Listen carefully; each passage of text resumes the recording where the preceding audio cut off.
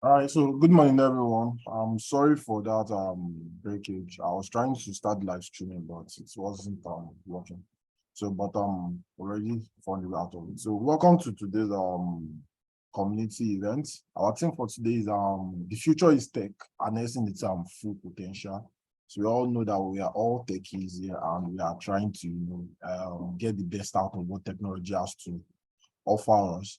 So by doing this, we as well brought about this community event. We are trying to give back to the community. We have gotten a speaker that is going to shed more light on this topic and let us get to know more about this topic. So our speaker is here with us. So the name of our speaker is Mr. Bola Oyelakin, which is the CEO, Chief Executive Officer of Casting Crown. And so he's going to share with us a little bit about on this topic. So thank you, sir. And yeah, you can start right now. Thank you, sir. Good morning, sir. Okay, good morning, everyone. How are you doing? Happy weekend. I think it's not going to be out of place if I'm saying Happy New Year. Still January. So I guess I'm meeting a number of us for the first time this year. So it's not out of place if I'm saying Happy New Year. Please pardon me, host. I wouldn't know if you can kindly access my slide I just shared via email now. Kindly download and you will help me with it. So while you're doing that, let me just congratulate everyone, because for you to be present in this conversation today, it means you are actually, it's just one pointer, and it's to the fact that you're actually serious about your career. You have many other things you could use this time to accomplish. At best, sleep. It's weekend, and you just need to rest from all the rigors of going about your endeavor for the week. But taking time out to be part of this conversation gives an impression that you're actually serious about your career and you want to take extra time and go extra miles for you to be able to connect with information that will reposition you for greater impact and, of course, advance in your pursuit for better opportunities. So I will also admonish you to try as much as possible to follow me through with all the things I want to say, even though it's not new knowledge as such, because I would try to key into the trends. Because if you're talking about the future is not far-fetched from the trends and progressions that we could see now. In fact, it's been proven in history that those who interpreted the future adequately and correctly are the people who have the perfect understanding of the present times. So if you're talking in the times of Albert Einstein, you're talking about Neil Armstrong, all those great inventors, and the current, people who are making mark in the industry, in tech industry now. There are people who actually have a perfect knowledge about the current need and try to, solve the problem of the current need and eventually create a better future, okay, from what we have currently. And that's exactly what the conversation is all about. What are the current things that we could see? What are the new bosses here and there? And how can we connect to it? Of course, we won't be talking about something that is obsolete, something that is no longer, needed as such. So you can go to the first slide. Are you right inside your deck? Okay, this is it. Okay, yeah. Okay, so to start with, let me ask us. Okay, basically, I want to, delve basically into AI technology. Sometime last year, I think around July, I was here to have a similar conversation with us. And one of the key takeaways for my conversation last time is the fact that you need to understand some key technological innovations happening in this time. Of course, you need to also understand the envelope of the present times, the world we live in, which has been defined to be a VUCA world. I'll still be emphasizing on that today because, like I said, you must understand the now for you to be able to embrace the future and know how you fit into the future. So I'll be focusing more about AI technology and the learning outcomes. What I'm hoping that you'll be able to get out of this is to determine truly whether you have personal vision for this year. The year is already rolling by. In the next few days, we're going to be closing out on the first month of the year, meaning that 1 out of 12 is gone. You have 11 months. which is still fine because you can still redefine things and set out for the best. Then we also want to get to know why the future is about technology. You've been hearing about bodies of technology right from when we're growing up, back in primary school, secondary school. Now you're out of university and it's still all about technology. So what is it really about and why the future is about technology? You're going to get to know why. Then thirdly, we're also going to be understanding the area of artificial technology. Like I said, there's so much that can be said about the future, but I'm going to narrow down our conversation today to AI. And you also get to know about the latest trend in the AI tech industry, of which some of them but I'll bring a particular future closer to us. So you're going to discover critical areas of AI applications, which, had started innovations that started, creating those opportunities in those dimensions of applications of AI. And finally, I believe you're going to discover what you should be doing now, or if at all you don't know, what you are supposed to be doing now, you should have, from this conversation, go out there to set up a plan for yourself to know what to do, so that if time permits and opportunity affords again, if I have to come here, the next question I'll be asking is, what are you doing? And how far are you going with what you're doing, right? So I think we can kick off now. So talking about the characteristics of today, basically, what do you think envelopes today? And before you answer me, let me ask you, what are your plans for this year? I would like us to just respond in the chat box. Just briefly tell me, what are your plans for 2023? What are your goals? What are your objectives? The usual New Year resolution, what are they? What are they? Can someone, please let me read your responses in the chat box. What are your plans for this year? What do you aim to achieve? What have you set out to accomplish this year? Okay. One is saying you want to become a senior developer. Okay. Others, what are your plans? I hope to see everyone's responses, because we have now other people here apart from myself. I have mine as well. And part of mine is what I'll also mention to you, so that you see how applicable some of these thoughts I'm running with you are. Okay, Ridwan, you want to be a data scientist? That's interesting. All about others, I hope you can hear me. Collins, Alazan, it's a small group, so this should be very interactive. I'm not here I'm not doing lecturing. I'm here to communicate knowledge to you and give you information that will help you position yourself. So it would be nice to get the feedback from you from my questions. Comfort, Manuel, Jai, Damilola. Okay, Sarah was joining. Danet was joining. Please let me know what's your plan for this year. Okay, Damilola, software developer. Okay. Is awesome. It's perfect to have things that you're pursuing or things that you want to pursue. Oh, interesting. Ajayi, project manager. Danet's full stack developer. Interesting. So it's good for you to have this. One of the reasons why I hacked, I have 3 basic reasons why I hacked actually. But one of the key reasons why I hacked is, whatever your plans have for this year, whatever it is that you hope to accomplish, so that by the time you are doing your personal assessment and appraisal at the end of the year, you want to tick done. You want to, say to yourself that you have accomplished. Whatever that thing is, or those things are, it must conform and align with the current characteristics. Okay. And that's why I need to quickly go over what are the characteristics of today's world. What are exactly, because you don't want to be running and chasing after what, or trying to become what is no longer needed at this time. Because if you are not relevant in this time, how do you want to key into the progression of the need of the future?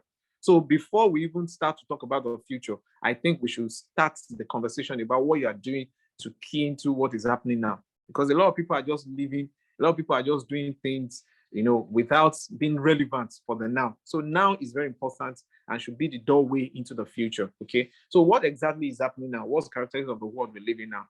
Again, is a concept of VUCA. Okay, is a concept of VUCA. If you look at every incident around us, if you look at all the happenings, all the trends, they all point towards something.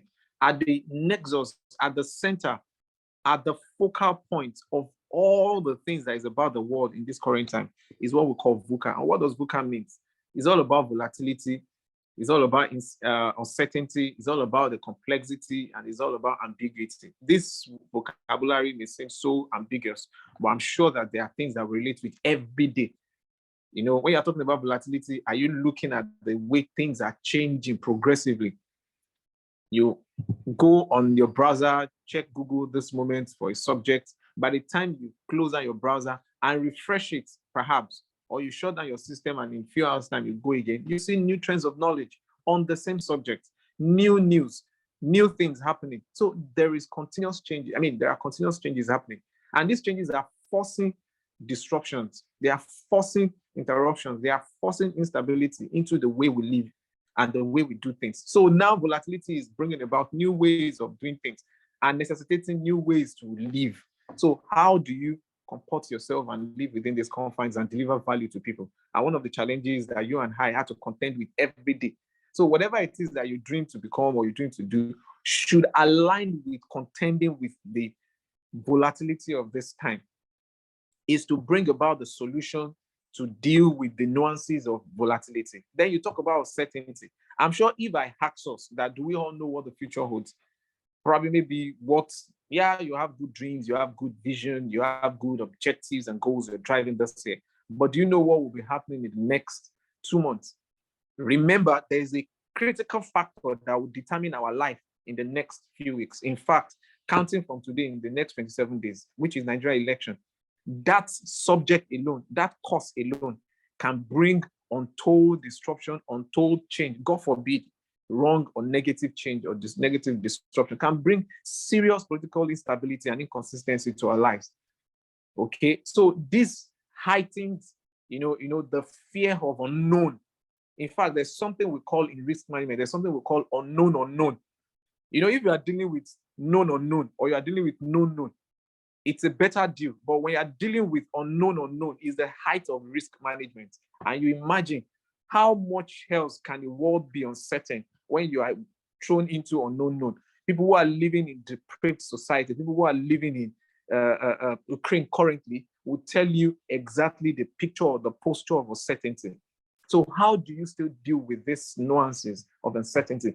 Is the reality of the world we live in now. So as you are aiming to become a project manager, as you are aiming to become a full stack developer, you are aiming to become a data analyst or a data scientist, these are the things you have at the back of your mind. That how do you want to use this, your pursuit, to contribute into making the world today a better place and fight the challenges of the uncertainty and the complexity and also the ambiguity of. So because of time, I'll just move, into wrapping these whole characteristics into the fact that the same way VUCA, that's volatility, uncertainty, complexity, and ambiguity, characterize this world and is begging for solution, begging for people to come and help out and give us a livable world, a livable space to all thrive. It's the same way the world is saying that for you to solve this problem, it is the same concept of VUCA that is required, but now in another sense, okay? In another sense, in the terms of, it is not volatility that will solve volatility. For you to solve volatility, you need a vision. Okay, you need a vision. And this quickly points directly to leadership. So in all spheres of human living, either in tech or in politics, in economy, there is a need for strong leadership. Leadership talks more about vision. It's all about vision.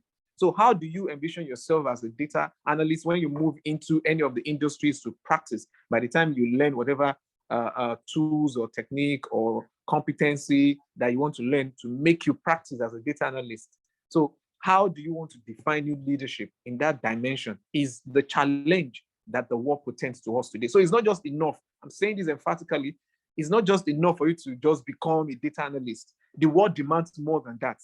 It's not just enough for you to become a full stack developer and you're just developing software there and there. You are doing back-end to end-to-end solutions. It's not just enough. You need to define strong leadership. The people who have been able to harness this understanding are the ones who are transforming the world. When you sit down and hear Bill Gates speak, when you sit down and hear Warren Buffett speak, when you sit down and hear Mark Zuckerberg speak, these are people with strong vision. So that is what is going to distinct us and distinct individual of us in our pursuit. Then the second one talks about understanding. whatever it is that you want to pursue, how much of data science do you know that makes you to feel you need to become a data scientist? Is a question you need to answer. How much of even this technology, space do you really know? And what exactly do you want to connect with in the knowledge? Because the knowledge is becoming so vast. I can take the rest of the day to talk to you about data science, and you imagine that you still need to know so much more before you even know which area of this you're going to specialize in at the end of the day. That is the reality. So understanding is very key because it premises you to begin to walk in the path of success. Why do you want to even go on a journey when you cannot see the hope of success, when you cannot see success in view? Whatever it is that you want to do is because you have the conviction, the deep conviction that you're going to be successful. That's why you want to put all effort, even if the journey beginning is not going to be successful or does not portend success. You want to ensure that you have the vision. You could see the end in view that is success. So you go through all the tides and whatever it's going to take you to follow through to the end. Then we are talking about clarity. One of the disadvantages of complexity is the fact that things become so mumbled up. There's an overload of data. There's high demand of competency. There's pressure here and there in every sphere of life, human living. Economy is present. Even your area of socialization, catching up with friends, with colleagues, and all of that. There's pressure everywhere. And also competition is being heightened. How do you get clarity in this kind of confused environment? How do you get clarity in this kind of chaos? Okay, is what you need to embrace in order for you to be successful, not just only now, even in the future. So your success now is what will ride you progressively into the future. And lastly, we'll talk about agility. This is one of the words I've embraced. This is one of the concepts I've embraced since COVID. That's in 2019. I know COVID started in Nigeria fully towards the end or mid of 2020. But since 2019, when you begin to see the disruptions across the world, COVID bringing those disruptions starting from China across the Oriental world into the European continent and back into Africa in mid 2020. Trust me, there's still need and demand laid on precision, laid on re-emphasizing and revalidating trust. People no longer trust themselves. Hardly will you find people who are so competent, they are very good, but nobody wants to employ them because the person I want to even employ does not trust himself, not to talk of trusting someone else. So it's not just enough for you to acquire skills. It's also important for you to understand what business acumen is all about, what being agile is all about. And I'm so much happy that in technology now you talk a lot about agility. Okay, the swiftness in how you communicate trust, in how you communicate relevance and value and benefits to your clientele and to solutions that you're providing to the end users, and also how you're communicating it in a predictable manner. Okay, in a predictable manner that anyone can now tick done. Okay, is exactly what agility is all about. And these are part of the things that you need to begin to learn. As you're learning other technological skills, you're also going to be learning more about the power skills that will enable you to connect into this. Please, next slide. So now let's now dive into the future. I'm giving you a background of what is happening now, and it's important that you now connect that to the future. So what exactly is the future saying? Because every day as I wake up and I meditate, sorry, is the previous one before this, the slide before this. Every time when I wake up and I think about the world, I think about the things I'm doing because I'm a deep thinker. That's another thing that you have to be. You have to think. It is those that think that can really, envision the future. If you don't think, one of the disadvantage or one of the disservice that VUCA has done to this world and to those that have not been able to align to changes and embrace agility is the fact that they have VUCA has removed their thinking cap. Okay, people are not thinking straight any longer. They are just conforming, they are aligning, and they are compromising. Conformity, alignment, and compromises are the characteristics of an average, tech guru or tech enthusiast in this current generation. But trust me, you have to think. And in my thinking, I imagine future is always speaking, is beckoning. And the first thing I quickly relate with in what future is telling me is about the issue of sustainability. This is not the sustainability conversation is not the reason why we're here today. We may have opportunity to talk about this in the future, sustainability in technology. But trust me, this is one of the things that future is saying to me, that sustainability is key, either from all the United Nations policies down to our local policies. Everything is pointing to the issue of sustainability. And what exactly is about sustainability? How are we solving the problem of today's current world in such a manner that we are not hampering or we are not affecting the capacity of the future generation of which we all belong to, in also solving their own inherent problems? Trust me, all the things we are going to be discussing from this next slide, okay, we'll be giving you, these are the things that we should be looking at, we should do, and all of that. Let me tell you from the set goal, all of these beautiful innovations, all of these beautiful technologies have inherent in them critical problems that we may not even know now. Many years ago, over a decade ago, when the trends in social media came about, the buzz about Facebook, and even before that, we have My Yearbook, and then now translate into Facebook. When all these things came about, people never knew what problem. People never took time to think about what problem all these things could emanate, could bring forth, could deliver to the world. And a lot of people were not prepared for the problem that these good ideas and innovation in technology is going to deliver to us. Now you have proliferation of communication and information, and people cannot deal with that. Now what we hear from the hands of the head to Nigeria and to our local community is about hate speech, is about speech control, is about how to manage social media and all of that. In fact, in some countries, social media is banned, except, for instance, in North Korea. They even have, just 2 weeks ago, I read in the news, North Korea Lord actually constituted new police. It constituted legal police system who will move into society. They will act as secret agents. They will move into society to curtail people who are going to be going about with hate speech and engaging themselves in social media. So it is that bad.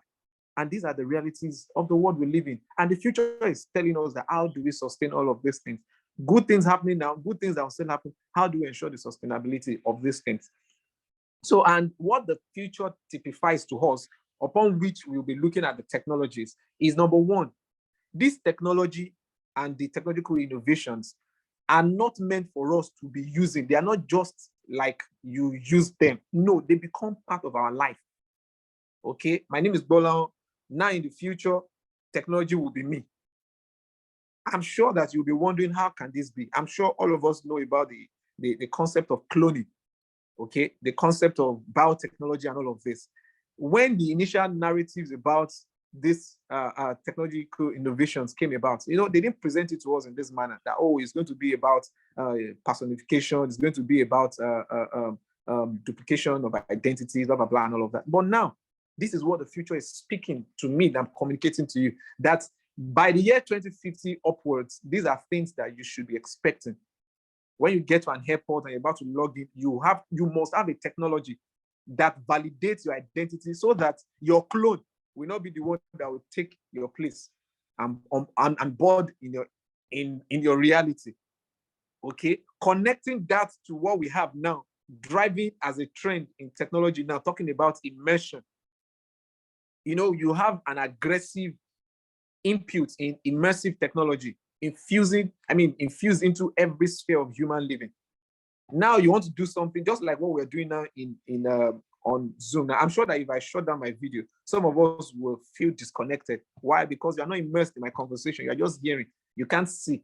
You can't feel. You can't touch. And that is the way God has wired human beings. So this is what the future is saying, that the reality of the touch, the feel, the communication, the interaction must be amplified, and it is going to be done through immersion. It's going to be done through virtual connection, reality.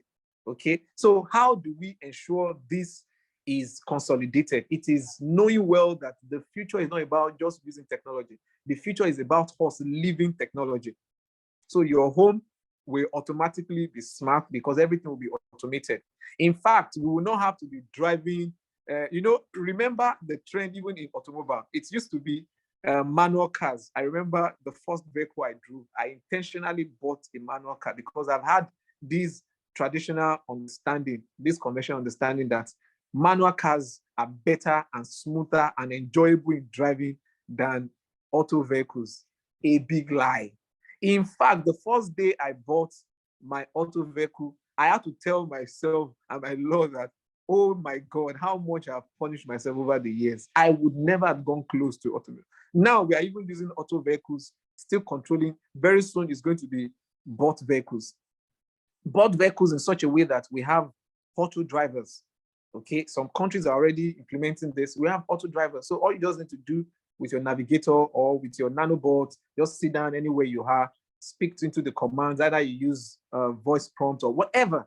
Okay, it gets you to your destination, you highlight. In fact, to those who are disabled, there will be technology that will unbundle them, that will onboard them and also disbond them from automobile. So these are realities. Then we talk about vertical landing vehicle systems. You know, now you have vehicles running on 4 tires, 4 wheels, 6 wheels, 10 wheels, 12 wheels. You will have vehicles that are flying objects. They are flying objects and with precision. Remember what I talked about solving VUCA world. Now the world is without precision. That is why there is a lot of confusion and chaos. But the future is saying that the world will have to be precise. If you are going to have a meeting, it will be with precision. You schedule the meeting for 30 minutes. Once it's 30 minutes, everything logs off. Another, one of the problems that things will now begin to portend towards is now we want to be living technology. Does that not mean that everybody will be automatically turned into robots? Okay. Or does it mean that the world will now be transformed into RPA? That's robotic process automation. That everything will be automated by robot. Absolutely not. That will not happen because it is the reason why we're having this conversation to ensure that this does not happen. But if you and I does not position ourselves and know this thing as a matter of having understanding, and then find a way to curtail some of these things as the world progressively move into that phase of the future, then the future will definitely deliver this to us. Okay. So what are the future? I mean, the things that you can underscore, within the technology that will be available in the future. Number one, AI will definitely be, something that will be the major conversation. It's going to premise most of the things that will happen in the future. AI, artificial intelligence. And of course, that's why I said I'm going to focus more on this today so that maybe subsequently we can have conversation in other areas. And what exactly is AI all about? I'll just tell you, it's about machine learning. It's about machine learning. And that is why machine learning is a broad field of knowledge area in technology. In machine learning, you have the deep learning, you have even some of the data science study and all of these are embedded in artificial intelligence. And that's why whatever it is that you want to do and pursue this year must be relevant to artificial intelligence. Otherwise, you are learning an obsolete knowledge that will not give you any place in the future. So you have to, first of all, do proper study, do evaluation, go online and check properly if you don't know. And if you know, ask further questions. How is this thing that I'm pursuing going to be relevant to artificial intelligence? And what is the new trend? What are the new happenings in the field of artificial intelligence industry in the world, so that you'll be able to now know the right decision for you to take, because it's not just enough.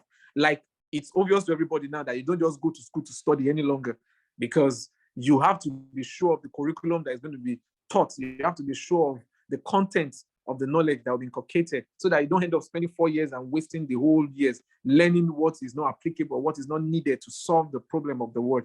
Then you talk about RPA too. This, of course, is just emerging. And in the near future, this is also predicted that will be the basis of our living in the future, where we will have to be interacting more with robots. They'll be talking more about nanotechnology and all of that. The precision, the demand for precision is even forcing technology, even developing, things at the speed of light. Okay, deeper with precision. Okay, so with deep learning in machine learning, you will see that the way we are going to invent robot, the way we are going to will be with high speed, with precision.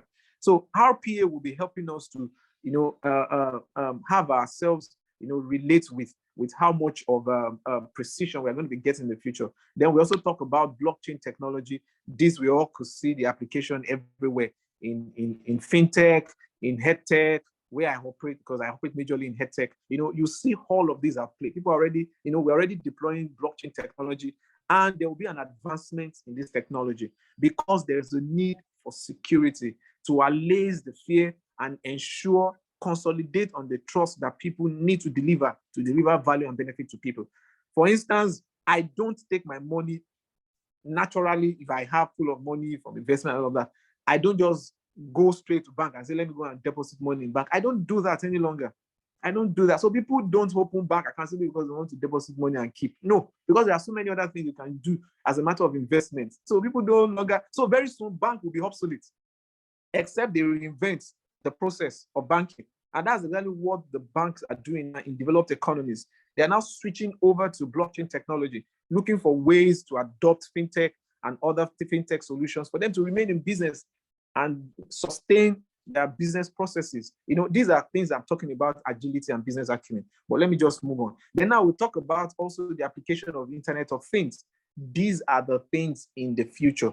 Now, Nigeria and other developing world or underdeveloped economies is still struggling with availability of internet. This will be totally eradicated. In fact, the least of people in the world will have mega internet access, because whoever does not have internet access in the future will be as good as is living but dead, because you'll be totally cut away from communication. You'll be totally cut away from human socialization. You'll be totally cut away from even delivery of value and benefits. Areas where, imagine when you order for something, because there won't be physical interaction with humans again, just like what you have in airports across the world, in Europe, in the Asian world. When you go to Dubai, you go to Qatar, all these countries, they're already deploying Internet of Things. You get there, you don't interact with human beings for full services. You interact with computer because there's internet available everywhere at the speed of light. Okay, so you do your personalized check-in, you do your personalized boarding and all of that. This is going to be the reality of the time. Shortly before we started this session, I can't even remember the last time I went to market for any of my personal things. I placed an order online and they just delivered it to me. This is what we're talking about. This is still human delivering service to me. In the future, it's not going to be human. It's drones, robots, and all these new inventions that will be delivering this thing. So imagine if you don't have internet. If I don't have internet now, how would I have been able to connect with the seller? There's no way. How would I have been able to have connection with the person that delivered the dispatch? No way. So in the future, Internet of Things will be the order of the day. And that's why a lot of big tech giants are coming to Africa to make investment. I'm sure that towards the end of last year, we're all connected to the news that Facebook, Meta, is investing in internet service in Nigeria. And that has already taken a lot of internet service provider shaking in the in the companies of MTN, Glo, all these major providers. They're already shaking because they could see a big competitor coming into the market, and it will definitely take them out of the business. So now all of them have to start inventing new ways to deliver value and how to connect with technology to bring better solutions to high IoT. So these are things. It had also been proven by Forbes that by 2050, this is record from Forbes research, by 2050, over 10 billion services will be largely dependent on IoT. Over 10 billion services across the world, meaning that new innovations are going to be coming from you and I. As you are learning and you are developing skills and competencies, you are going to be developing product solutions that will largely depend on IoT. So I'm saying this so that by the time you learn and become what you want to become this year, if you are not going to find relevance in IoT, trust me, the future will not be a place for you. That's why you have to start thinking on how to connect. Then I won't take time on the other two because these are things that we know. The NLP and also the VR, we are already connected with these things. How do we ensure that we also find a place in it is very important. Okay, moving over to slide. I think my time is fast spent. Let me just delve quickly into AI. I know we all have background. Must have read things about it and all of that. AI typically is about the ability. We are talking about not humans now. We're talking about machines. The ability of a machine in whatever form and type, because you have different types of machines now. Because of time, I won't take us into understanding those specifications and different dimensions of machines. You have machines that are physical machines, as they all started. Remember the times of mainframe technology and all of that. Now you have micro machines, you have nano machines, and you have invisible machines now in these current times. As we are talking, there might be some machines invisible. They call them rapid disappearance machine. They are being deployed everywhere. US is using them, NASA are using some of these things.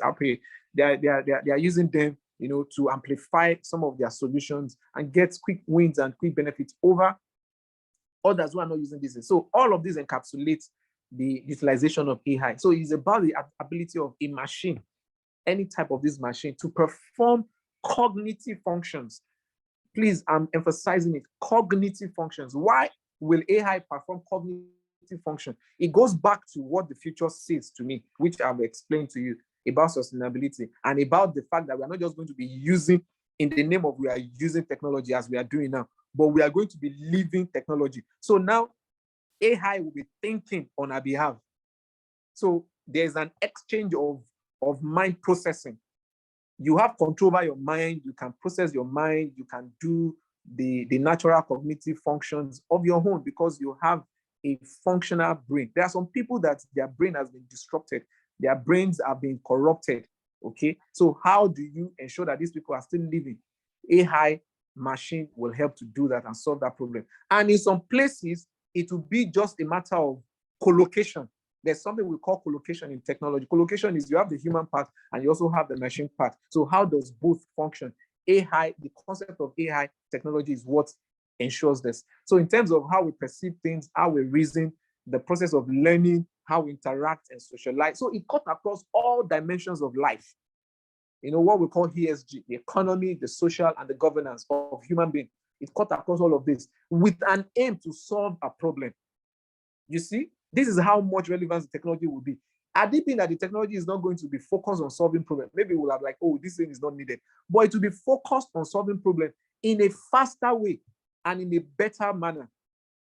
Human beings are still in our own thinking because we control our cognitive function. We are selfish human beings. They will tell you an average human being, according to economics, that's the father of economics, Adam Smith, he said human being is naturally, by nature, we are irrational human beings. We are highly inconsistent. We are highly irrational. So how do you ensure the precision of rationality of human beings?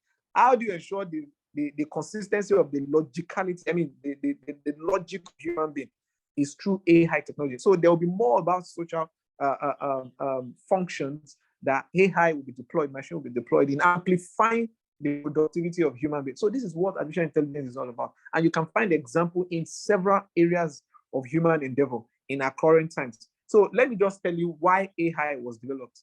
The concept of AI started in 1991. For as many of us who have not gone for this research to find out, because it's good when you begin to basically look at it. And why, of course, the conversation started much earlier in saying like about 200 centuries before then, about how, human beings has to logically amplify the way they are doing. And then they were just developing arithmetical algorithms to see, okay, if you can move one step and hinge, why can't you double that step within the same hinge? So people started looking at all these mathematicians started looking at what can they do, what kind of theories they can develop, blah, blah, blah, and all of that. So the new conversations majorly started in 1991. And why? Because there was a need to deal with the explosion in data. The way data eruption happened in the early 90s, there was a need to bring the convergence of all of these thoughts, the proliferation of data, the way to deal with, the ever-increasing interaction with data and all of that. So that's how AI developed. And people have been doing a lot of research. All the big tech giants, has been doing in the place of Microsoft, IBM, Oracle, all of these, foremost tech giants have been doing a lot of research work in ensuring that they create a proper direction for this. So some of the things I'm just showing is just to show you the history of how we move from the emergence of data science, through the opening of the World Wide Web, that's WWW, and all of that, from IBM over to Microsoft, into Google and Oracle database solutions and all of that. So now, because of time, jumping into what we have currently in 2020. In 2020, there was a strong, because one thing that continues in the tech industry is about competition. The space is so big that if Jesus Christ comes, it will accommodate all major players. Even you and I, there's a space for you in tech for you to find your route. Imagine how did all these new tech giants, even here in Nigeria, those who are prospering, who are now listed as unicorn investors and unicorn company owners in Nigeria in fintech, how are they making it? In edtech, how are they making it? It's simply because they found a niche for themselves and they find new ways of solving problems using technology, and they are keen into it maximally, regardless of age. So if you are 20, you are below 30, you are below 40, you are above 40 or 50, you have a space in tech. But the question is how you're able to utilize the available tech resources to be able to solve problems. So in 2020, a new conversation came in, and that was because Microsoft saw a new niche. They saw a new opportunity, okay, in the area of human communication, in the area of getting results. Like when you go on Google search now and you type in things, it gives you, for instance, 1 million results on a particular search. And they were like, it would take a lot of time for someone to eventually, like some of us don't even go to the second page. When you have a particular result on a search, you don't usually click on second page. Talk less of clicking on the 100th page. So how do you bring about, and a lot of these research results could be relevant to what you're looking for, but a lot of us may never get to see other results that could benefit us from the search results, simply because it's a whole lot of time to process those data. So there was a challenge in ensuring that the best of the best of the best result in a concise manner is delivered at the simplest form. And that became the narrative for a company to solve. How would they transform and improve on the processing of natural language, on processing of communication language in computing? And then they came about an alliance and all of that to develop OpenAI. I'm sure that some of us have been using open source platforms to do a whole lot of things and all that. Those were the testing period. You know, there was a time I had to join Microsoft Insiders because I needed to just keep myself in touch with some of these new trends and all of that. So most of their products, by the time they want to launch them out, they'll contact us. We do test beta, blah, blah, blah, and all of that for us to see how some of these things are going to work and then give a feedback as an insider to be able to help, you know, navigate through the nuances that some of these things may also potent by the time it's been fully released into the market. So now we have the reality of OpenAI, and the OpenAI has opened new paradigm for competition. Okay, Google is now being threatened. Okay, in spite of all the AI that they too have developed, they're now being threatened. Just like I told you, any new inventions will definitely put every player and competitor under threat, and also for sustainability. So OpenAI and Microsoft had actually been able to come up with a relatable form in solving this problem. And that's why they developed the GPT-3. I'm sure that we all know about this. You must have read this since you started hearing about the GPT, the chat GPT and all of that. And what exactly is this thing doing? Is simply, remember the purpose of developing this is just to create a new pathway to improve on NLP, to improve on how you process the language of communication and how you generate solution and deliver value on the internet. Imagine as a researcher, it takes you minimum, if you are very, very diligent as a researcher seeking a PhD scholarship. You are doing PhD in a particular field of study in your academics. It takes you minimum of 3 years for you to dutifully, diligently do justice to your research work. Now, with this communication, with this new development, it's telling you that in less than 1 month, you can get that done. Isn't that fascinating? Isn't that interesting? Isn't that a big advancement? And let's see how this thing has been accomplished. I came across, let me just quickly read it. I didn't put it on this slide, but it's a very interesting information that you need to hold to your hand so that you see how relatable these things are. I came across it, I think 2 days ago. Just a minute, please. I can share this later on with the organizer, but this is an information I came about and it blew me out. It was, it's a report by Statista. Statista is one of the research source company that I use for all my researches, either in the academics or in technology. So you too can adopt them. Statista is a powerful, is a wonderful research company. They said the sprint of how ChatGPT is growing in the market is alarming, and it's pointing towards something unique in the future. It took Netflix, I hope you are all listening, it took Netflix, launched in 1999. It took them 3.5 years, that's 3.5 years, for them to be able to get ground in the market, in the technology market. In fact, today, some people are still not using Netflix. So probably if you want to prolong, you can say it has taken them decades. I mean, it has taken them like over 3-4 decades for them to be able to have that acceptability in the market. Move to the next one. It took, I know we all know Kickstarter. It took Kickstarter 2.5 years for them to gain ground in the market, for them to have that acceptability after the company had made that announcement. Okay. Move away from there, move into, don't forget, these are companies with tech solutions to solve a problem in different industries. Move to Airbnb. We all know, and I'm sure we have all used Airbnb in one way or the other, even here in Nigeria. In 2008, when they came on board in the industry, in the housing and the hospitality industry, it took them 2.5 years. 2.5 years. Just after 2010, that's when they finally gained ground in the market, and they are now listed on different stock exchange markets. Go to Twitter in social media. It took Twitter 2 years. This same Twitter that is now like having plenty of subscribers, and it took them 2 years before they gained ground, before people start to use Twitter, download, and start doing transactions, start doing tech communications and all of that. Foursquare. In fact, this Foursquare, some of us are even not using it. Most of our phone applications are Foursquare, but a lot of us don't use it here in Africa. But Foursquare, when they launched in 2009, it took them 13 months before they were finally accepted in the market. Facebook that we are talking about today, when Mark Zuckerberg launched it in 2004, it took them 10 months before some people even started, because people were like, this thing is strange.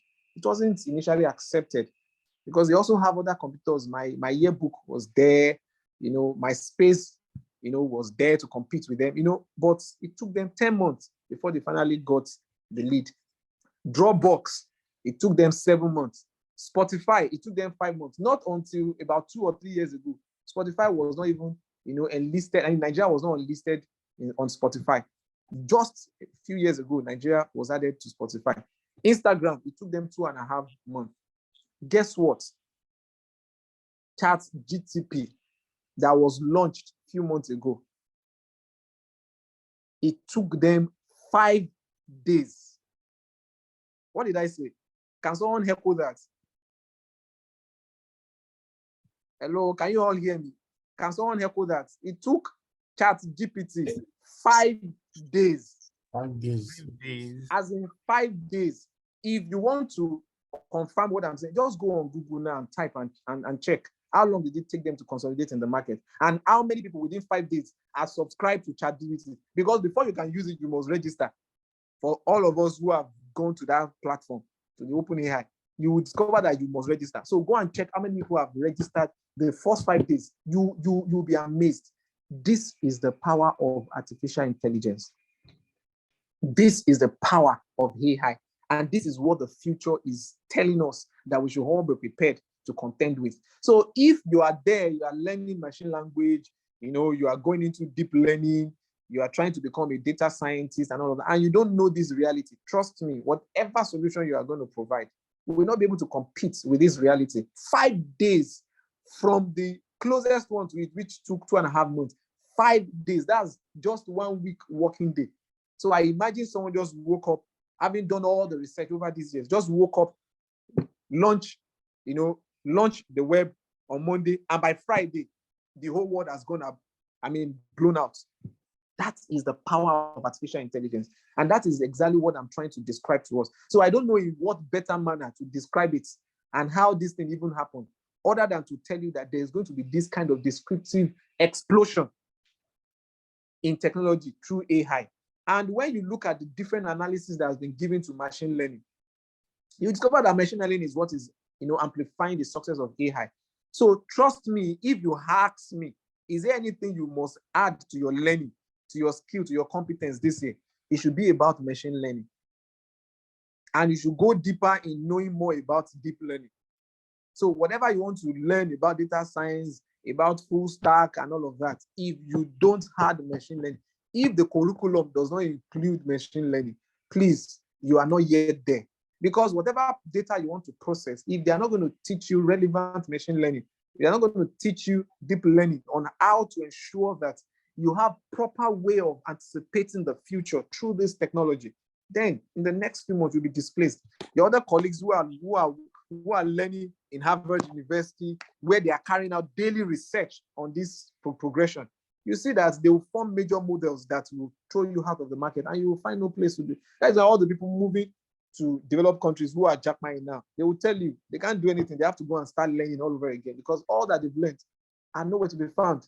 So it's important that this should form the basis of our desire. I have a background in architecture, because I graduated both at BSc and master's level with architecture. And at master's level, I specialized in environmental sustainability. Why I did that was simply because I wanted something different from the convention of just designing building. I'm sure if I had to, what do you know about them? You say, oh, they design building, they do that. But there is so much more in architecture than just designing building. At least I've been able to prove that with all my learnings, with all my competencies. Is it in project management? Is it in product development? Is it in technology? Is it in artificial intelligence? Is it in green building and sustainability solutions? I've been able to prove that there's so much more that one can know.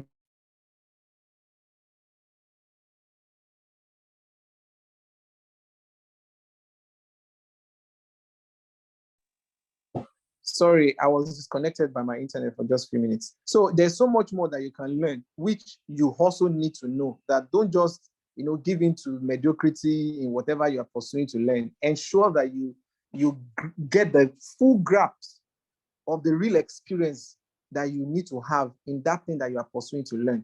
So machine learning should be the core of what you want to pursue to know in your new adventure. Okay, so let's go to the next slide, which talks about the different types of machine learning. Well, this is not to teach you about machine learning, but just to give you a premise why machine learning is important. Basically, machine learning helps you, you use algorithm to train in data to get feedbacks from human beings, still interacting with human beings, and then you learn more about relationship, about the input for you to get the desirable output. Okay, so how do you process this in the quickest form, in the quickest way? Okay, in order for you to ensure that it is not just human beings supervising the process, okay, you have automated the process and you are getting the desirable value and the desirable benefits, so that you don't have to keep using iterative work. In Agile, they'll tell you have to go through iteration for you to be able to get the good result, but you don't have the time. The future is telling you that you don't have time. You set out to deliver a value, deliver it at a glance. That is what machine learning is going to deliver to us. You don't need to go through iteration. I'm saying it emphatically because this is the area where I practice. In project management, in product development, they will tell you go through this, blah, blah, blah. In the future, there will be no time to waste. That is why everybody is doing research now, so that there will be precision in delivery of value and benefits. Because the world will be so impatient and so predictable that if you do not have the deep knowledge or the deep grasp of machine learning, any solution you are coming with will be displaced from the market. When you are trying to take 1 month to iterate a process, someone is taking 5 days, 1 day, 24 hours, 1 hour to do it. Who do you think will be recognized in the market? Obviously, the one that takes lesser time and deliver better value. So this is what machine learning will help us to do. And that's why you have to pursue it to ensure that you get to know it. And this is what it's all about. Of course, you can look at my slide later on to see the dimensions of this, because there's an area of it that they call XAI, which is one of the models that must be adopted. Okay, all these solutions that even in terms of the World Forum, because some of this information I got them from World Forum, which I'm a member of the World Forum organization. So this is one of the things that we have discovered, that the best model in machine learning that works is the one that has the explainable form. You have other forms, and this simply talks about you coming up with some set of predictable outcomes. Predictable. I'm using this vocabulary specifically because when you are seeking for knowledge, you have to look for you have to know what you are seeking for. There are several models that people are developing, but the ones that is most predictable, that is giving you the most predictable form, is the best model, and that's what XAI is all about. Okay, that's what it's all about. So it helps you to take an informed decision. Either you are on a board of an organization or you are going through a product development and all of that. You can preempt what should be the predictable outcome. Then you can take an informed decision in order for you to now know what kind of data you need to process and the kind of characteristics your outcome should have. This is what this model is all about, and it should be something that you need to learn. Time will not permit me. Let me not go into deep learning because it's another form of machine learning that I'm sure that you want. But in trying to wrap up, what are the major areas of application in our different businesses, in our different walks of life that this thing will find relevance?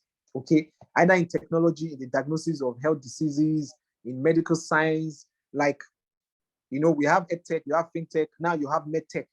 Okay, there will be strong deployment into all these areas of human living because more than ever before, there is threat to human existence. Look at the Human Development Index of Nigeria, HID. It talks about even reduction in how long people live in Nigeria. The standard, you know, across the world is like about 60, 65 or there about 70. Nigeria now is below that. We are below the expectancy age and all of that. So we would need precision, the kind of solution that will be deployed into medicine, into medical health system, will have to be with precision to diagnose health diseases like cancer. Now they're saying AI will solve that problem. I can bet it with you. There will be hardly a problem that AI will not be able to solve because people are constantly working on research. They are constantly, and at the right time, it will be deployed. Then in terms of socialization, there will also be a new dimension to social media. I'm not going to talk about this today because it's still a secret on the way. There is a new product coming that will forcefully drive Facebook out of market. You know, now the dreams is about Facebook, is about Twitter, Instagram, now TikTok. All of these are going to face off. A new strong AI solution is coming to social media. And that is why Facebook, you know, that's why I talked about the power of vision in order for you to be able to deal with volatility earlier on. That's why Facebook quickly transited into Meta. And now you see the different solutions and products, technological products they are bringing out, going even into deeper data science and deep learning, bringing in Internet of Things as solutions. So they are not just focusing on, because they know that this is going to face off. He was one of the people that also brought immersive technology also. Talk about metaverse, you know, so he knows what he's doing. So don't worry. He knows that Facebook is going to become a history. Our children and children's children will not even get to know about Facebook ever existed because AI, new products are going to come and display. So these are areas of business application that you're going to be seeing this. Then also in defense, okay, in ensuring that people are secured. Now you will not see human being fight human being, and you have collateral destruction, you have calamity, you have, you know, you drop one drone in one place, like what happened last week in was it Borno, or what was the name of the state in Nasarawa, you know, and you have collateral damage. You have 37, about 40 still counting dead. AI would displace all of these and give us better value to people. Lastly, what are the underlying trends and technologies? Moving from RPA, okay, you are going to see the next level of clones of robots, cobots, nanobots, all of these being deployed. So they are one of the things that we all need to start seeking, looking out for. Now human beings are teaching us. It's robots that will be teaching us in the nearest future, because there will be industrial IoT. Now we have common IoT. There's something we call industrial IoT. You can research about it. Before you press a command, the robots that have been embedded in that command in the device has already sensed, had prompted. Remember, I talked to you about collocation. Had already prompted, had preempted your thoughts. Okay, so we'll give you immediate answer. Immediacy is one of the things, urgency is one of the things that all this, so that's the next level of RPA that we all need to look at. Then we talk about the digital twins. Now we are talking about 7D. I'm sure that we all know 3D, 4D, 5D. Now we are talking about the dimension of 7D. You can go and read about it. 7D. And we are moving into the 8th dimension as well. So these are things that digital twins and the way you visualize processes are going to be done. In project management and product management, you use Carbon, you use casing board and all of that to view the product processing. But now you don't need all of these physical boards. You don't need all of these digital boards. You have what digital twins will deliver to you in 7D, in 8D, with simple prompts. Then the future of connectivity, to have said a lot about IoT connectivity and new devices that will be released into the market. So don't worry about phones. Phone will not be a problem again because we don't need physical devices to operate on IoT. Okay, because it's going to be embedded in us. I'm not talking about chips now because some of us start thinking about, oh, they're going to embed chips in us. No, not about that. Then in the area of the future programming, okay, you can go and research and find out some of the programs we are running currently are going to be obsolete in the next few months. That is why I said do your proper research before you go and waste your money and time investing into learning something that is currently on the list of becoming obsolete. Every year, which is what I'm going to end with, you will see there is a trend in what you should learn and what will be the demand this year. So you have to, because people are, doing research every day. There are people who have already invested into research, technology research, to ensure that they stay put and they are sustainable. They sustain their business processes. So they have come up with all this information. You must connect with it. So in the area of quantum computing, in the area of extended reality, all of these are also going to be area of application that you need to find relevance in. Then the generative, I told you there are different areas of AI. You have generative AI, you have the hyper automation, you have the AI engineering process, then you have even the area of cloud computing too. Okay, there's an AI for almost everything now. I have a log in one of my research database. I didn't put it on this slide, but I have a research now. I have almost about 100 different open AI source where everything, people have started writing new programs. Anything you want to solve, they have an open AI source for it. Everything. So this is the reality of the future that we are all going to be living in. Finally, let me go to the last page. Finally, there is also another research company called Gartner, for as many of us who don't know. They have also categorized all of the nuances and demand this year. I'm not saying 2024 now, this year. So if all that you aim to do this year does not find relevance or cannot be categorized into any of this, number one, either you are going to learn how to help optimize a process. Like maybe you have someone who is into coding and then they have slow processing form and all of that. How do you want to help coding computing to ensure that they have quick responses? You are coding, you are getting your results immediately.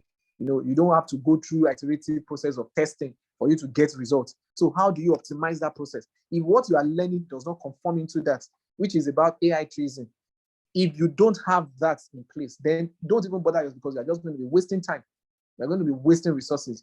Again, about scaling, I told you about cloud computing. There's what we call industrial cloud platforms, different from what you have in the Oracle database. And even Oracle, all of them, and Google now, they are being forcefully going on research and developing their own industrial high cloud computing systems. Because what you have conventionally now is not going to work with the new technologies and the new development in AI technology. So you have to learn all these things to ensure that what you are doing eventually is going to be sustainable. And finally, this is where I personally find myself in that category. You have to be a pioneer. You have to innovate new things. Don't see yourself as a conformist, because that's what an average Africans, that's what we do. You always want to look at, this is what they are doing in the US. Let me go and learn it, and you start practicing it. Or, this is what Facebook is doing. Let me learn how to. You are not thinking about becoming a competitor with Facebook. You are not thinking about how to. They don't have two heads. They don't have three heads. If Facebook has developed a app, I want to develop a parallel app that will even better perform than Facebook. And this is what other developers are doing. This is what other application developers are doing. So this is where you should find yourself. So whatever it is, even if you want to attain to be a data scientist or data analyst, make sure that you are not just only going to conform to the standards that they've created there. Look for new things that you want to also innovate there. New areas of knowledge. Be curious. Question a lot of things. Learn new things. And then come up with. I'm sure that not until when metaverse became a narrative in the market, a lot of people don't know, even though it has not been Immersive technology is not a new technology for as many of us who know about immersive technology. It's not something that is just now. But metaverse brought about the aggression in the knowledge because of metaverse development. Now everybody wants to switch over into immersive technology. Even VR, AR, that's supposed to be the business. Now they want to translate into metaverse for them to find relevance with the application. So this is exactly what we're talking about. So that in the end, we are not just only solving the problem, but we are making the world more livable for us, because now technology is not the life that we're going to live in the future. So I'm going to rest here so that I can take questions. I can see that time is fast spent. So thank you for your time. And I hope I've been able to communicate some knowledge and create some kind of curiosity in our hearts for us to see what we should pursue this year. Thank you. Yeah, thank you, sir, for that wonderful presentation. I'm sure a lot of us have learned a lot from today's presentation. I myself have learned a lot from today's presentation, and yeah. So this is time we can ask our questions. So if you have questions, if there's anybody with questions, you can come up with your questions now. You can come up with a question and ask those questions. So this is the time to ask questions. Or if you have something that you're curious about that you would like the speaker to know what you have laid down. If you want him to elaborate on, you can ask them right now. Okay, I was actually raising my hand. Oh, sorry. Okay. All right, you can go on. You can go on. Okay, thank you very much. All right, thank you very much, sir, for doing justice to this. In fact, you answered a lot of questions that was bugging in my mind, because I was taking a course. Though I started the course last week, and it's a DevOps course from IBM. And I saw AI. I was like, okay, so why is AI being embedded into a DevOps course when they could actually add languages such as Python and let me just say one or two other languages as a support for deployment. And right now you've answered it by saying AI is the future, so I can see why it was embedded. However, in all you said, it was looking more like so many roles will be out of the market. Because you mentioned something that struck me, which is Facebook now. Mark Zuckerberg had to see the future and saw that one day Facebook is going to be obsolete. So a lot of developers work on Facebook, like they work in that project. Does it mean that one day, because of AI, we won't have developers anymore? And that also drives me to the GPT technology. The GPT technology, there've been this rancor in the media that will GPT technology take over the technology space in such a way that it's going to cut even more than 80% of job roles in the IT ecosystem. Then you talked about AI. AI also being used in cloud computing. In a cloud provider like AWS, they have an AI section because they do have a lot of fields, a lot of aspects of tech that they do take care of, such as networking, computing, and so much. And there's a part for AI, there's a part for machine learning. So even with that, do you think that AWS will still be relevant even in the future, knowing that at least they have services that can be rendered in the AI space compared to maybe Microsoft Azure or Google Cloud? Then for RPA, I've worked with an RPA K2, and when using that particular technology, I found out that fine, we are using it for financial solutions, we're using it for banks, and I found out that it was more like we were creating solutions than it being smart. Let me just use that word. Because when you talk about robotics, you talked about, is solving a lot of problems with little or no human intervention and all that. But when we were creating this solution, we found out that it was almost as good as, instead of us coding, we were using logic. For instance, drag and drop. So I don't know. Can you explain better on RPA? Because I don't know much. I didn't even stay in that RPA field for a long time. So I can't, of course, I have not seen even up to 10% of what it has to offer.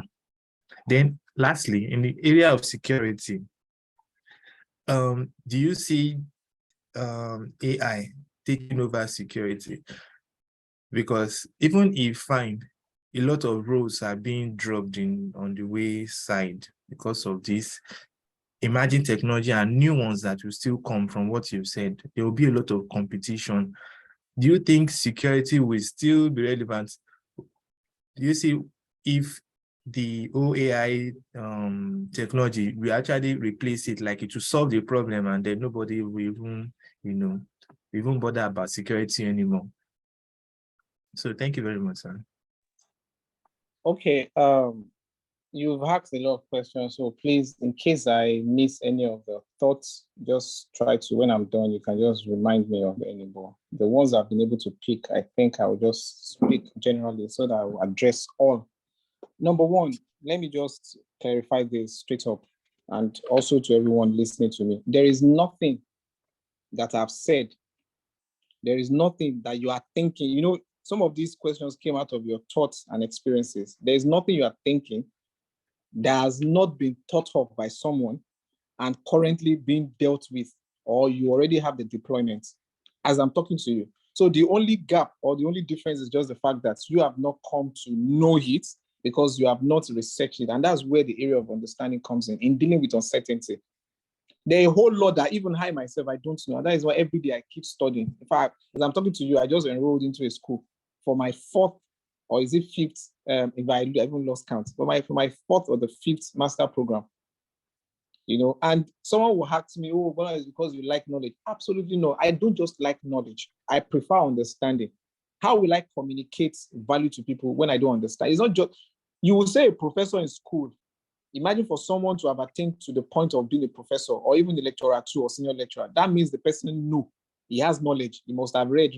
But not everybody that has knowledge has been able to translate that knowledge into understanding. And not everybody that understands has the wisdom to deliver value. So I just don't want to know. I want to deliver value. And that is why I have to keep seeking to understand new things, new ways of working, new skills, past skills, new business acumen, and all of that. Number one, all these companies we talk about, the AWS, even in cloud computing, the place of Oracle, Facebook, Meta, all of these people, I will shock you. They have discovered their displacements in the market. In fact, Google has the largest cloud computing database in the world. They have the largest database in the world. Nobody's competing with Google. Okay? In terms of infrastructure, in terms of subscribers, Google is number one. You can check it online. Google is currently being threatened.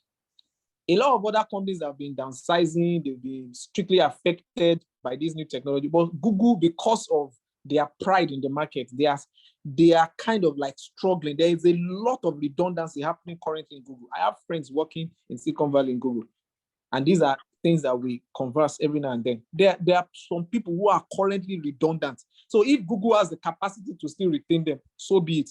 Meta does not have the capacity. Tencent does not have the capacity. AWS does not have the capacity. Okay, I can keep mentioning some of these companies. IBM does not have the capacity. Samsung does not have the capacity. Pinkan does not have. Microsoft does not have. In fact, let me shock you. This year alone, I just came about this, the largest tech layoffs that have happened in recent times, happened in this, according to this order that I'm going to mention to you. Alphabet in this month, 2023, January, has laid off 12,000 workers. I got this information from Statista. And when you go to layoffs, that's layoffs.fyi, you will see these statistics there. Alpha laid off 12,000 workers in just 1 month, 2023, January. Meta in November last year, they laid off 11,000. Amazon, the same AWS you are talking about, which they even have, like you said, yes, they have a department that is AWS AI. They are supposed to be carrying out research and be developing AI products and all of that. Unfortunately, the area of continuous and sustainable value is not what drives some of these companies. They are only driven by profits. And whereas there are people that this is their passion, all they just want to do is to cause disruption. It's just to cause a change. They are not after, even if they are impoverished, if they don't have money, they don't care. But they just want to let people know that we have better hands, we have better knowledge, we have better understanding than you people, that you think you have money. And your money cannot sustain you. Your money cannot help you by the time we disrupt the market. How do you want to compete with those people? They have nothing to lose and they are causing disruption everywhere. So you keep laying off people because you are no longer getting more value you are adding to your customers. So people are rather opting out. Look at Messenger now. Do you still talk about Yahoo Messenger now? Do you still talk about Google Messenger? Do you still talk about Skype? All these things are off market. They are off market because they no longer render value to us again. This is what is happening to all these companies, and they have to keep shutting down those departments that are now being automated, those departments that RPA is replacing in the market. Microsoft, this same month, January 2023, laid off 10,000. Amazon laid off 10,000 in November. Salesforce, I just signed a contract with Salesforce. In fact, the global organization where I volunteer as a board member, I'm the vice president of Project Management Institute in Nigeria. The global organization signed a new contract because we want to deploy AI solutions and some of the CRM solutions and all of that from Salesforce. We want to deploy it into our global organization for our repositioning because we have organizational restructuring and all of that. In January this year, in spite of all these new collaborations, they laid off 8,000 people this same month, Salesforce. Amazon, again, this month, apart from the 10,000 they laid off in November, 3 months ago, they have laid off 8,000 again, making 18,000. That's why I wanted to say 18,000 the other time. Cisco, these are reputable companies in tech. That's why they say largest tech layoffs. Cisco has laid off 7,100 people in the past 3 months. Twitter has laid off 3,700. Uber consistently laid off 6,700. So what are we talking about here? So if these big tech companies are laying off, who will be exempted from layoff? In fact, some will totally collapse. The rate at which things are going, and that is why this alarm is coming to us, so that we that wants to go into the market, maybe. That is why sometimes my friend running out abroad, they say, oh, they want to go and work with Google. Oh, well and good. You see the difference. If you run there without knowledge, you run in, you're going to be ejected out. Because the first thing is, what new value are you bringing into the market for us? What new thing? Rather, you want the company to come and invest in you because you are not creative, you are not innovative, you have not learned something enough that will help you, enable you to really deliver value. So they will lay you off at the end of the day. So these are the challenges. And that is why every company is now repositioning. Let me shock you again with this. I know time is fast spent, but you need to know some of these things. There are companies who are now investing heavily into AI patenting. They are developing active AI. They are going through deep machine learning programs, patenting. And what we mean by patenting is not as if they have actually arrived at the final solution, but they're already emphasizing the future because they have vision. They have the enthusiasm to drive understanding, and they are agile in working. So they are already creating multiple or diversity in AI components and products, and they are patenting it.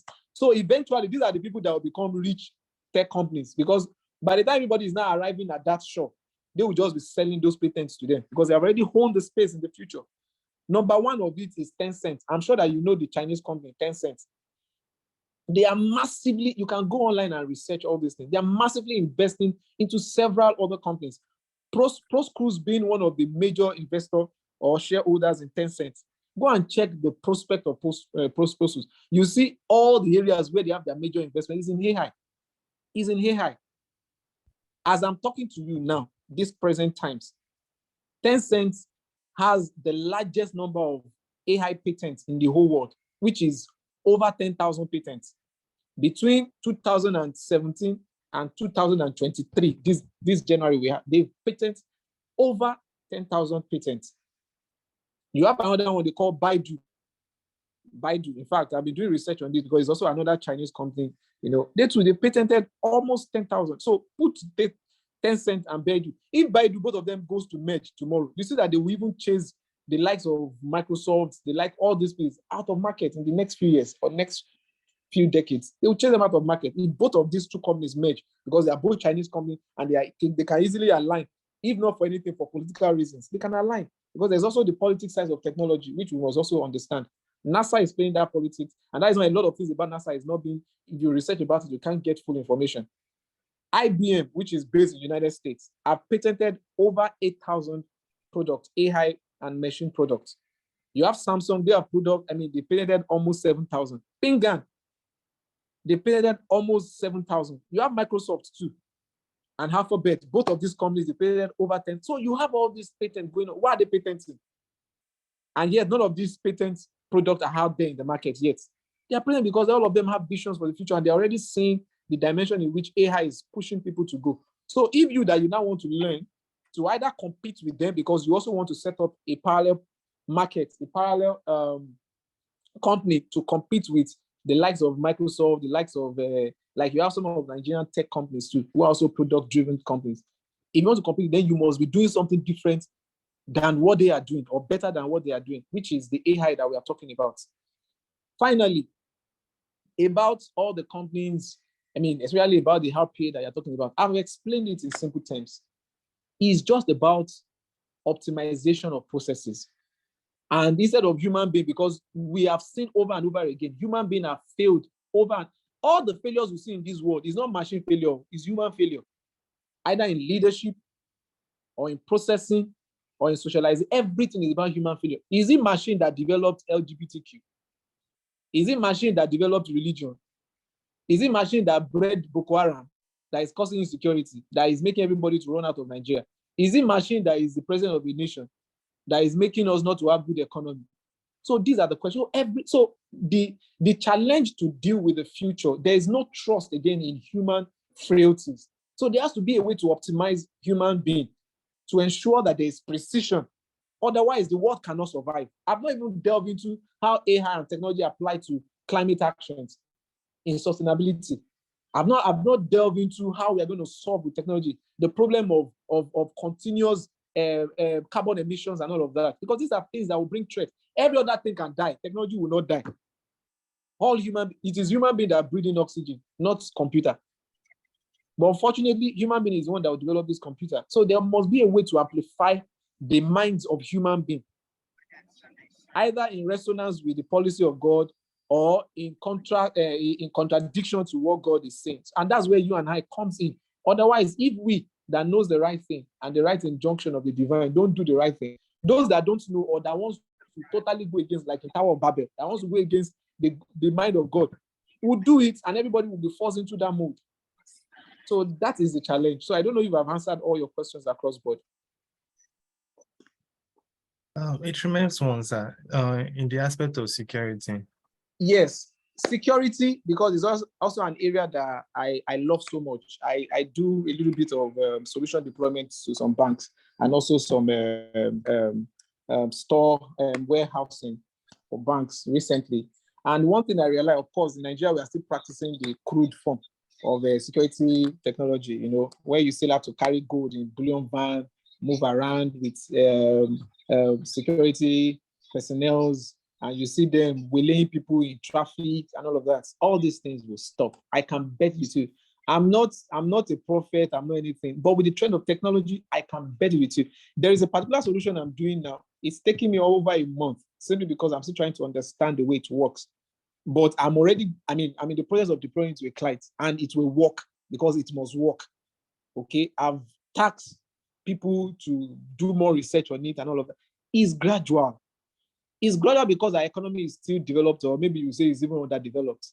But in developed economies, where there are even funds for all this research and deployment, why did NASA and what's it called now? What's the name of this company? Elon Musk. Why did they go into alliance? Why did they sign contracts for them to develop solutions for space mission and all of that is simply because of security. They don't want to use the conventional way of fighting battle. That isn't why, if you notice, for as many of us who have been studying security architecture of the world, you notice that United States as a nation, I'm saying this confidentially because I also found the research confidentially. So maybe this recording is going to also be confidential. I realize that United States is not investing in physical ammunitions any longer.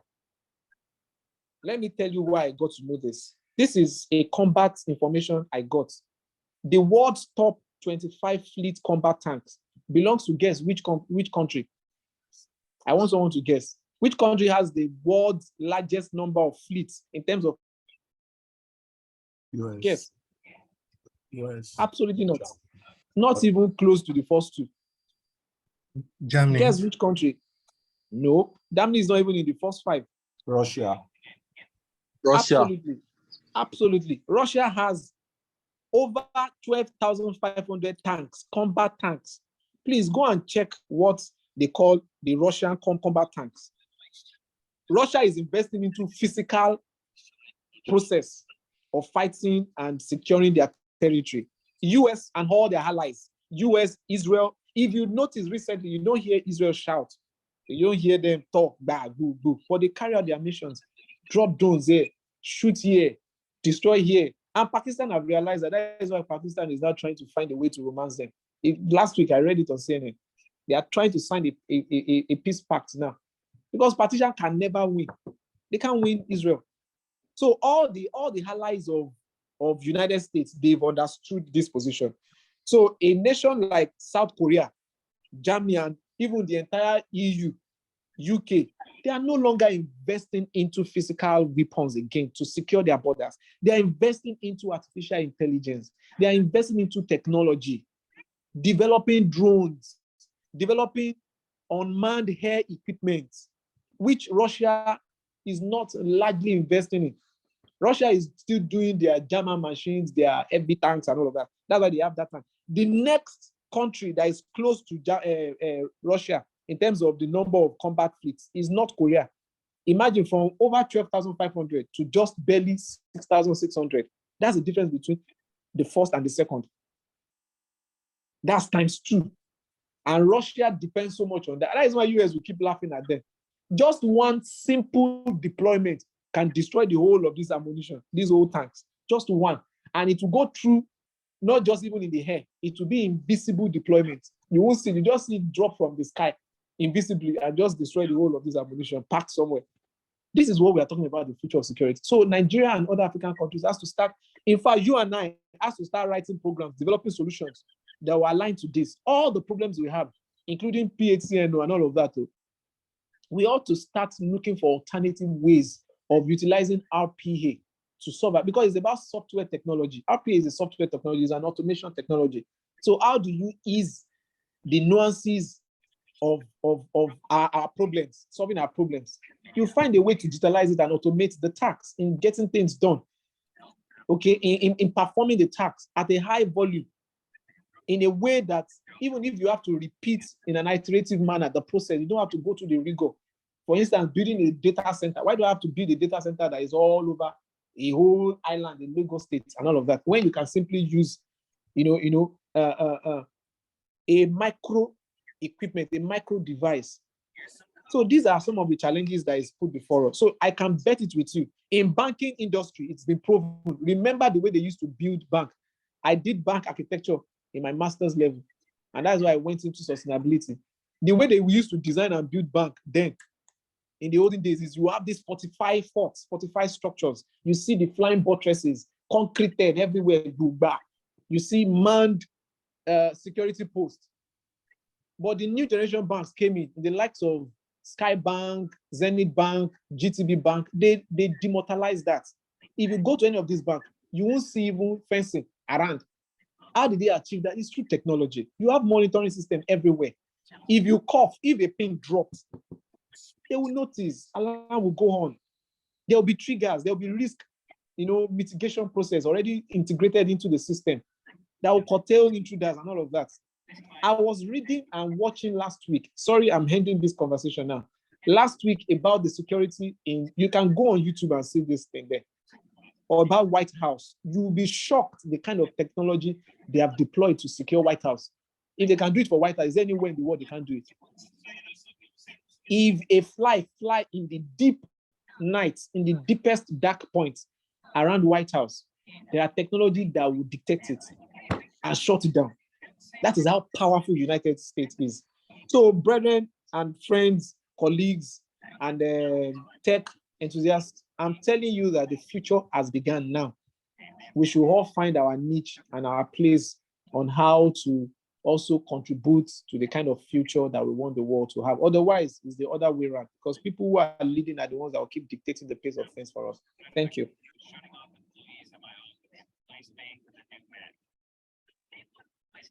Thank you very much, sir. Right. Thank you for that wonderful answer. And thank you for the wonderful question, Alex. So, do anybody have any question again? Right. In case of no question, I'm going to play a short 5-minute video before we end the session today, talking about the services we render at the Income Dev Center. So after that, we would have the speaker give us his closing remarks, and we've come to the end of the program. So let's watch the video. Thank you all for joining.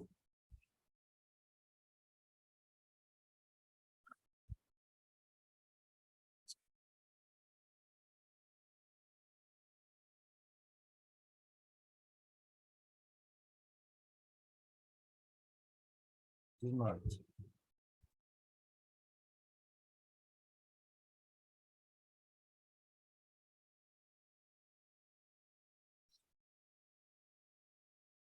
Welcome, son.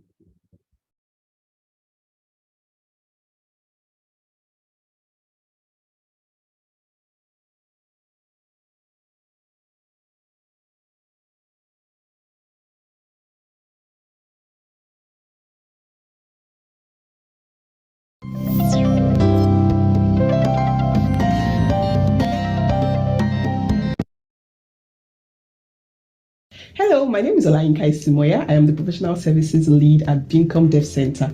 Bincom Dev Center is a multi-location tech training and development center in Nigeria, and our major objective at Bincom Dev Center is to produce over 1,000 quality tech individuals every year. These people are highly employable, globally attractive, and highly sought after in the tech ecosystem. You ask why, right? Yes, tech talents are in high demand in international communities such as US, the UK, Canada, and France. These countries have made policies and pathways to enable immigrations for tech talents. And guess what? Average salaries of software developers are as high as £35,000 per annum, and this is at the entry level. The opportunity for tech talents are endless, both locally and internationally. This means that the tech ecosystem is one of the highest employers of labor in Nigeria. Yet, many tech companies say that they are not able to find the right tech talents that they need. This is why we started the Bincom Global Tech Program. The program focuses on 3 major pillars, which are learn skills, gain experience, and gain exposure. The program spans between 1 to 2 years, and during this period, trainees are taken through an in-depth curriculum in their chosen tech tracks and also in development of soft skills required for them to become globally attractive in the tech ecosystem, both locally and internationally. This program helps trainees to learn tech skills, gain relevant tech experience, and also exposure to the endless possibilities and opportunities available in the tech ecosystem all over the world. Listen to some of the testimonials of our past trainees. Yes. Tracks that you can choose from. Some of the technical knowledge tracks include the data science track, which is starting with Python. We have the backend track starting with PHP, the front-end mobile app track starting with JavaScript, the DevOps infrastructure track. We have the UI UX graphics track, and also the software testing and quality assurance track. And apart from the technical and software programming knowledge tracks, we also have business knowledge tracks that are equally highly paid across the world. And some of them include the project, service, and product management track starting with Agile. We have the digital marketing, performance marketing track as well. That's interesting, right? Yes. This is a highly intensive program. You need to be able to commit at least 40 hours every week to the program. You can choose from our various shifts. We have the regular shift, which is the 40 hours weekly, 8 a.m. to 5 p.m. on weekdays and 1 to 2 Saturdays a month. We have the night shift, the 40 hours weekly, which is 5 p.m. till late on weekdays and 1 to 2 Saturdays every month. We also have the majorly weekend shift, which is 40 hours weekly, 10 a.m. to 8 p.m. Saturdays and Sundays, and then 4 hours every other weekdays. We also have other flexible shifts based on your availability. Yes, all you need to start are a laptop device and a passion and a hunger for IT. But wait, it gets better. We have various financing options to help you cover the cost of the program. Though the program is not free, you do not need to have money to be able to apply and be admitted to this program. The total cost of the Bincom Global Tech program over the 1 to 2 years period is 1.2 million naira. And we have one of the financing options available is the income sharing agreement, which means that the company will sponsor you through the entire program and you only start paying when you start earning income after the program. This means that aside the skills, the experience, and the exposure, the company is also willing to invest their money on you. It doesn't get better than that. What are you waiting for? Hurry up to bincom.net/global tech and register to launch your global tech career. Thank you.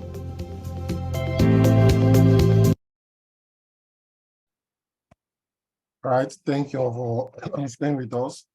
Thank you. So we offer some services at Bincom Dev Center, which includes the Bincom Academy, the Bincom Global Tech program. So if you are interested, you can send us a mail, and also you can send message to us via the WhatsApp number. So we've come to today's end of today's program. I'm sure a lot of us gained a lot. Personally, I've gained a lot from today's talk. I have seen reasons why to improve your ways and how to improve. So I'm sure not only going to have done something from today's speaker. So let this be a motivation for all of us to try to improve ourselves and what to target now. So thank you all for joining. So the speaker will just be coming to just give us a short tell us a little bit about give us health statement and telling us how to contact him if you want to contact him. So the speaker you can tell us so you can have the stage now. Okay, thank you so much. I'm just trying to type my LinkedIn page, the link to my LinkedIn page on the chat box now, or you can just type my name, Boyan Pelwe Lati, and search. The slide too, I'm sure you're going to share with everyone. On the last page, you will see the LinkedIn details there as well. So try to keep in touch. If you have any area you need assistance, I'm sure the school provide enough support for us, so we can always reach out to the school or we can have a conversation online. I'm into a lot of things, so please don't mind if you reach out and I'm not responding in pronto. As I'm shutting down this session, I'm actually going into another session. So I do a whole lot of knowledge impact sessions. So in rounding up, I just want to encourage you. You just have to have a vision for your life. Ensure that you know what you're out there to. The world is filled with a lot of confused individuals. And your friends, your colleagues, perhaps your family members might even fall into the category. So don't be surprised when people don't understand what you are looking. Like I used to be someone who people don't understand, but now everybody understood. And they are now trying to even chase after me, simply because I was able to pursue my dreams. So make sure you have a dream, you have a vision for your career, know where you're going to. Don't just follow the bandwagon of everybody is running outside the country. Let me run too. And don't let going outside the country just be a motivation why you are doing what you are doing now. Like, okay, they said you must know about computer. That's why you want to learn computer for you to go out there. No. You can right here in Nigeria fulfill whatever it is. And if God wants you to go out there, of course, the path will be made clear for you, but you should be doing the right thing that you need to do. There's so much problem that's begging for solutions. And that is why there are a lot of opportunities for you and I, to take advantage of all these opportunities. Finally, as much as you are trying to also seek for computer literacy and skills and all of that, look at other areas of complements. what I call power skills, because they help a lot. That's where I started my own journey from. I focused more on the other areas, and along the way, I caught up with every other person, in the area of product development, in the area of tech, in the area of risk management. I was able to catch up because I started with power skill, like learning things like emotional intelligence, learn things like communications and all of that, So it helps so that when people are talking to you or when you are in the midst of people, you can easily, pick the knowledge that you need and translate it into understanding. Because it's not everybody that is even here today, I won't be surprised, that will actually understand everything I've said and be able to translate it into knowledge and utilize it. So it's a skill.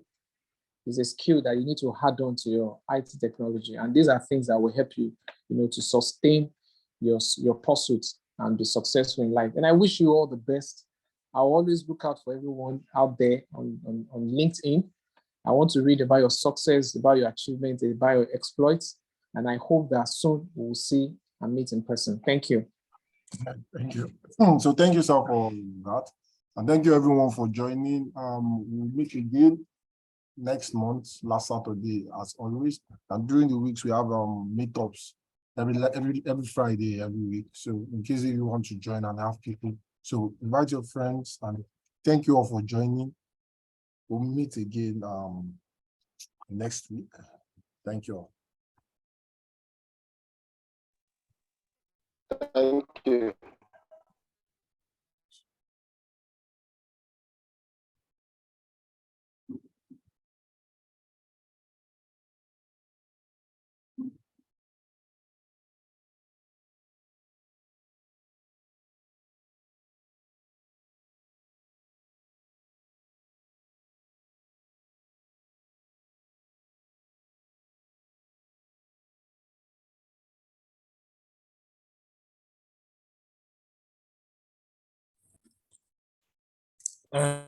So thank you. Yeah, thank you all. Later, right? Yeah. Thank you.